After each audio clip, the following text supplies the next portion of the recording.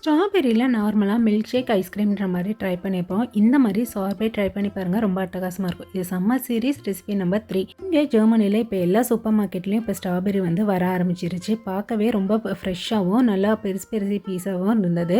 அதில் 2 பேக்கெட் வாங்கியிருக்கேன். ஃபஸ்ட்டு இதை வாஷ் பண்ணுறக்கு ஒரு பெரிய பவுலில் தண்ணி, இது கூடயே உப்பு, பேக்கிங் சோடா போட்டு இதை 2-3 தடவை வாஷ் பண்ணி எடுத்துக்கோங்க.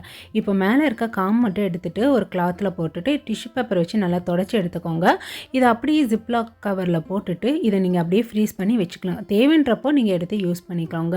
இந்த மாதிரி ஃப்ரீஸ் ஆனதும் இந்த மாதிரி தட்டும் போது நல்லா கெட்டியாக இருக்கணும். இதை வந்ததும் அப்படியே வந்துட்டு ஜாரில் மாற்றிட்டு ஆஃப் லெமன் ஜூஸ், இதில் 2 ஸ்பூன் அளவுக்கு சுகர் ஆட் பண்ணியிருக்கேன். இது ஆப்ஷனல் தான். இது மாதிரி நைஸாக அரைச்சி ஒரு பவுலில் மாற்றிட்டு அப்படியே வந்துட்டு இது 1 ஹவர்ன்ற மாதிரி ஃப்ரிட்ஜில் வச்சு செட் பண்ணி எடுத்திங்கன்னா சூப்பரான ஸ்ட்ராபெர்ரி சார்பேட் ரெடி ஆயிரும்.